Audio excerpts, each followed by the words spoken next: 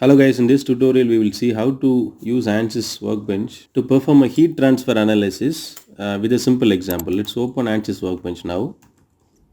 Once the workbench is opened, just click and drag the steady state thermal system because we are interested to perform a steady state system where the parameters will not change with respect to time.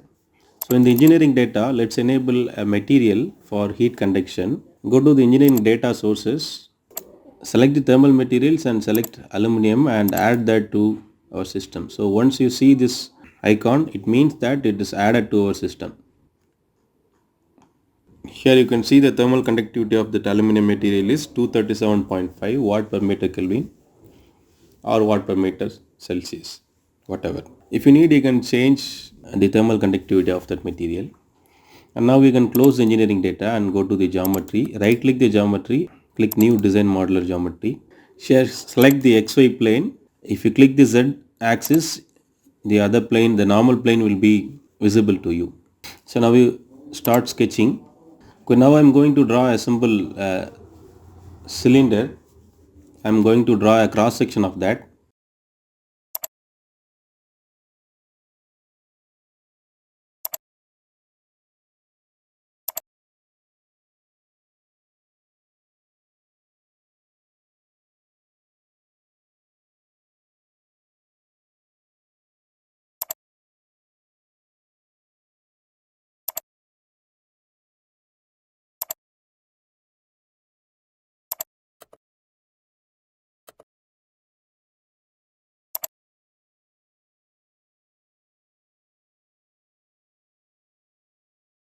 Okay, now I am giving the dimensions of the cylinder's height as 30 centimeters.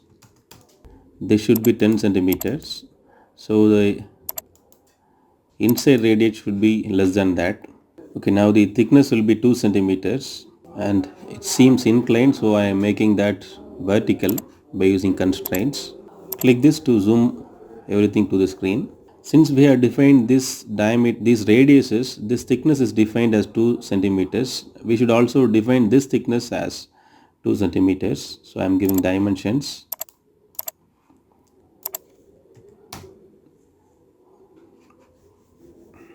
And now I am going to revolve this cross section to get a cylinder, a hollow cylinder.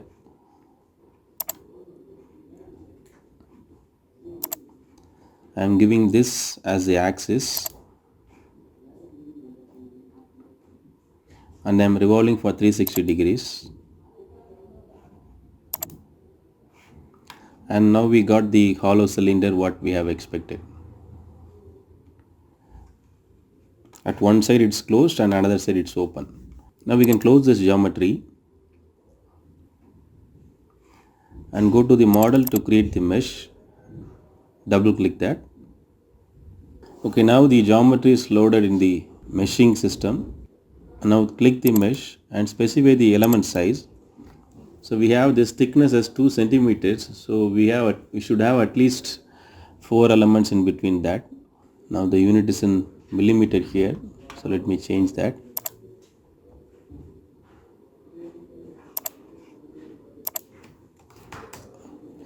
Now I have given the element size as 0.5 centimeters and I am right clicking that mesh and generate the mesh. Okay, now let's assume here the heat is getting in, so that I am giving a heat flux boundary here. Select the surface selection icon and click here and right click and give a name for the surface.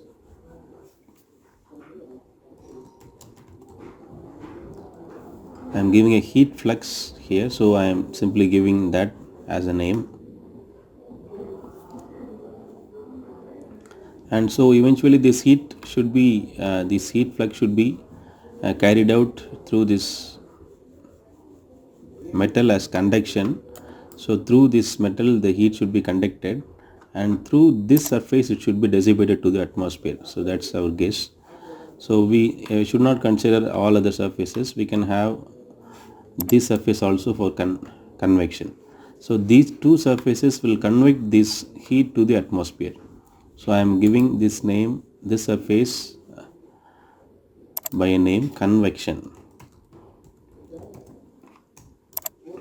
So here we have given two named selections. That means we have named two surfaces. One is the inside surface. Here we have to give the heat flux, and the outer surface. Here the heat is to be conveyed to the dissipated to the atmosphere. And finally, our objective is to see how much temperature is there in the cylinder. Click the steady state thermal, right click there, and insert, give convection. That convection is actually we have to select the geometry, otherwise double click that will enable to select the name selection already that we have given as convection. So if you click here, you can see the names that we have given. So convection is the surface where we need to give the convection. Now let's change the units to meter so that we can give the film coefficient as 50 watt per meter square Kelvin, and the ambient temperature is given as 22 degrees. Just leave that. And now go to this boundary. Here we need to give the heat flux. So right click this and insert heat flux. So here we can give the heat flux as 200 watt per meter square. So 200 watt per meter square heat flux is given here, and it is dissipated to the atmosphere through this surface at a convection film coefficient of 50 watt per meter square Kelvin, and at an ambient temperature of 22 degrees Celsius. So now we need a solution, that is the temperature of the cylinder at these conditions. So now click solve. Okay, now we have got the solution. If you want to see the results clearly, you can go to the result and go to edges and no wireframe. So now we can see the results clearly. Here you can see this is the region where the temperature is maximum, because we should understand the fundamental physics begin that. Here we have given the temperature inside the wall, inside the cylinder.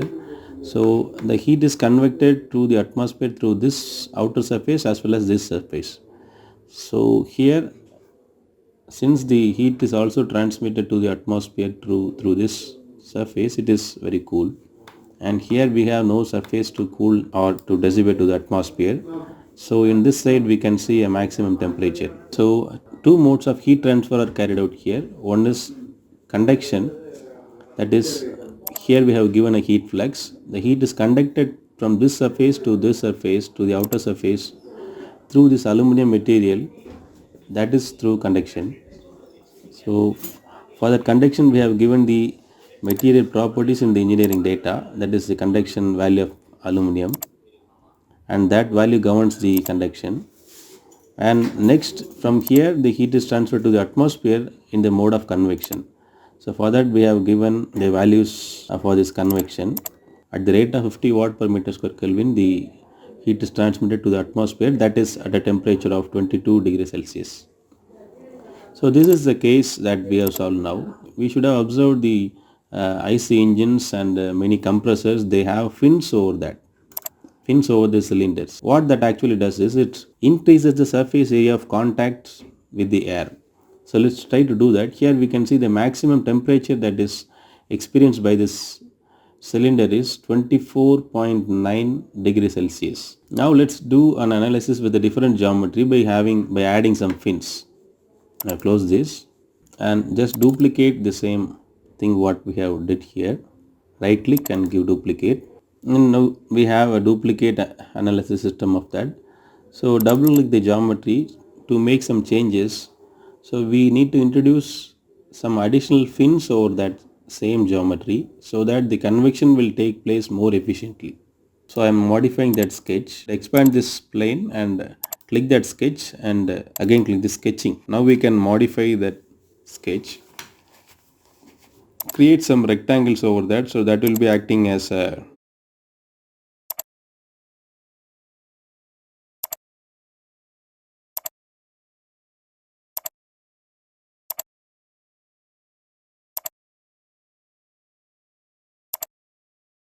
fins.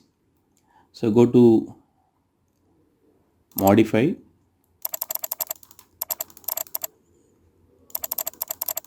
here you can see trim. So trim the entities which are inside this fins. Here we will be having two edges.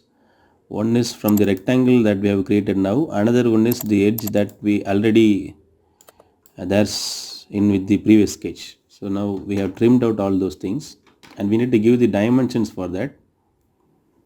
Go to dimension and give dimension for any one of this fin as 2 centimeters, and now we can use this dimension for all these fins. So for that, go to the constraints and give equal length. Select this one. So this length is equal to this length. Again, by having the same option, select this edge. This length is equal to this length.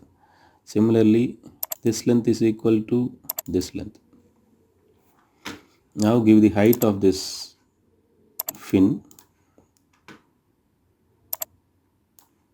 Let's have that as 5 centimeters. Similarly, go to constraints and give equal length. Now this length is equal to this and this is equal to this. Already it's mentioned here. So this is equal to this. All the fins at equal length, and the intervals between these fins should also be equal so that it will make sense. This gap should be equal to this gap. Similarly, this should be equal to this. So I think that's enough now. So now we can click generate.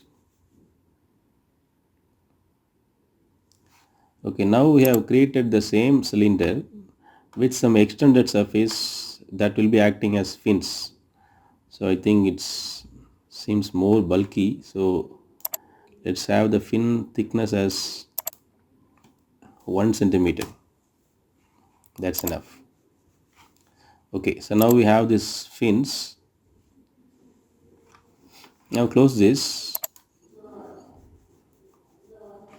and go to the model. Okay, in the second analysis we have made only one change, that is the convection is taking place with a very higher area. So go to the name selection, that is convection.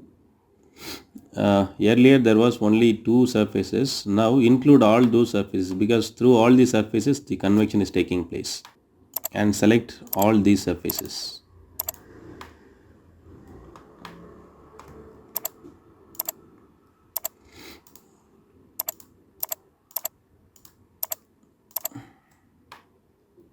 Because now all these surfaces will convect the heat to the atmosphere.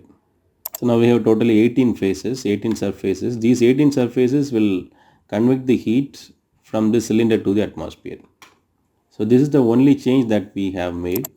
So if you solve that, we can see that more amount of heat will be transferred to the atmosphere because of this increased surface contact area of the cylinder to the atmospheric air. Okay, now we can see the temperature plot.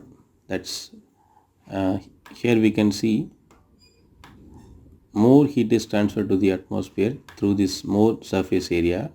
So the maximum temperature is 23 degrees Celsius. So it's slightly reduced because of this fins. Thank you. Hope this tutorial helped you. If you have any doubts or clarification, please feel free to contact me. Thank you.